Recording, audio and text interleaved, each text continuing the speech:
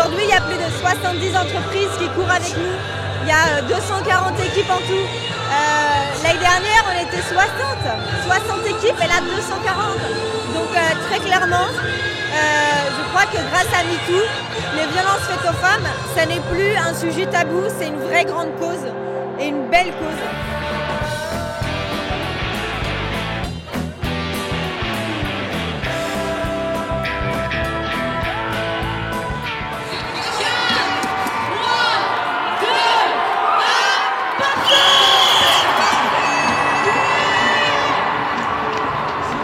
Notre pari, il était fou.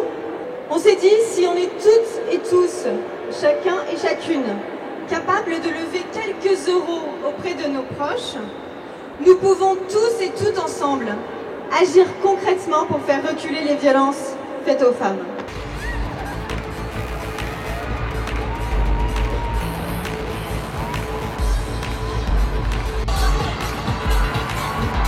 Et ben en fait on a collecté auprès de nos familles, nos amis, on a vendu des gâteaux, voilà. Non, c'était pas dur. On est 10 dans notre équipe, c'est facile. Mais effectivement, on a besoin d'événements comme ça pour pouvoir mobiliser tout le monde et pour pouvoir sensibiliser tout le monde autour de nous.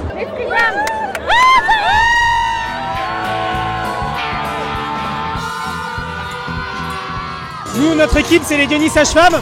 On est une équipe de sages-femmes de la région de Saint-Denis. On travaille à l'hôpital de La Fontaine. Prendre soin des femmes, en tout cas, c'est notre priorité. On a une population, en tout cas, qui subit énormément de violences. Et du coup, on a décidé de s'engager et montrer que c'est notre quotidien. Mais pour ça, il faut qu'on les aide, il faut qu'on s'engage, il faut qu'on montre qu'on est présente. Et la santé, en priorité, on est là pour ça.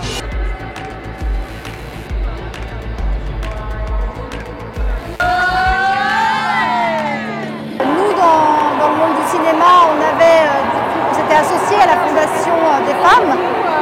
Maintenant, on agit en portant le ruban blanc au César il y a 1 an. C'était le lancement de cette campagne. Et on s'est donné 1 an pour lever des fonds. On espérait, comme les Anglaises d'ailleurs, lever 1 million d'euros. Et on était persuadés qu'avec justement cette vague MeToo, ce serait beaucoup plus facile. Et on a eu beaucoup de mal au début et on s'est rendu compte que c'était pas si évident. Donc oui, j'ai cette sensation qu'en France en tout cas, c'est pas si facile de lever des fonds quand il s'agit des femmes.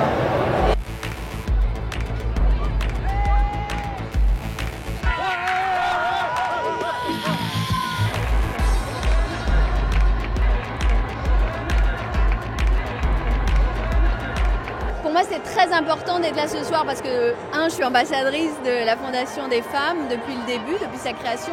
Et depuis 1 an, j'ai rencontré l'association la DSF avec qui je participe à quelques actions.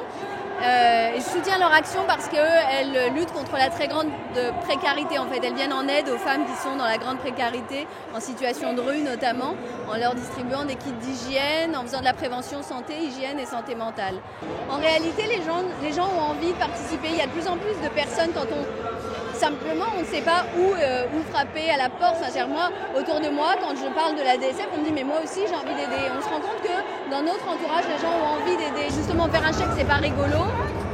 Là, on fait un chèque et on court et on participe, on donne de sa personne et on s'amuse et on rencontre toutes ces associations. Et puis ça, franchement, ça donne la patate de voir tous ces gens qui s'engagent dans des causes qu'on a envie de soutenir aussi.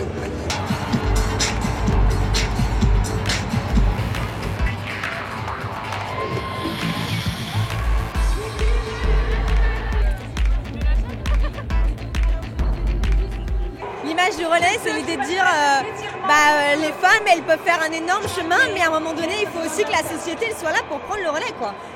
Parce que c'est difficile et compliqué de s'en sortir. Donc il faut qu'il y ait des associations, il faut qu'il y ait des voisins, voisines, des témoins. Il faut qu'on soit toutes et tous attentifs. Parce que quand on veut s'en sortir, s'il n'y a personne pour nous tendre la main, c'est beaucoup plus dur. Donc prendre le relais, c'est ça, c'est prendre le relais et puis c'est aussi très collectif. Parce que les violences faites aux femmes, on s'en sort pas si on s'y met pas tous et toutes, et les filles et les garçons. Donc toutes les personnes ici sont tous des héros ou des héroïnes de la lutte contre les violences faites aux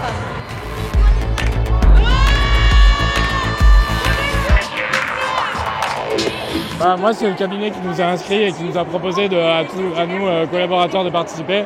J'ai trouvé ça génial. On entend au quotidien des faits divers ou dans notre profession d'avocat, on a des pénalistes au cabinet qui nous racontent ce qu'ils défendent au quotidien et c'est évident qu'on a envie de protéger ça.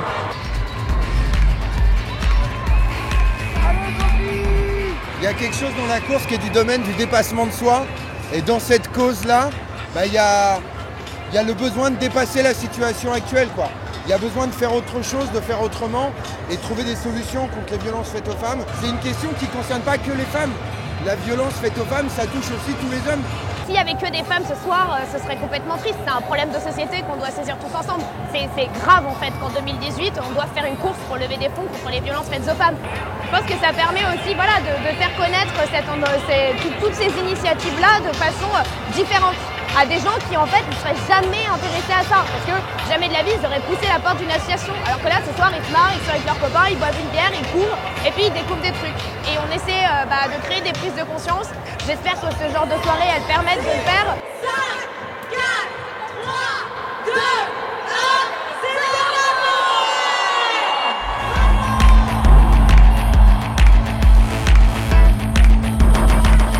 Cette année, c'était un truc de dingue. C'était un truc de dingue de remplir le Grand Palais à la fin. Voilà, on est quand même sur les Champs-Élysées. C'est un lieu qui est magnifique, qui est très central. Donc voilà, les violences faites aux femmes, lutter contre les violences faites aux femmes, c'est une vraie cause. Et faut faire des dons, faut se mobiliser, faut se bouger. Parce que c'est possible d'y mettre un terme. C'est possible d'y mettre un terme.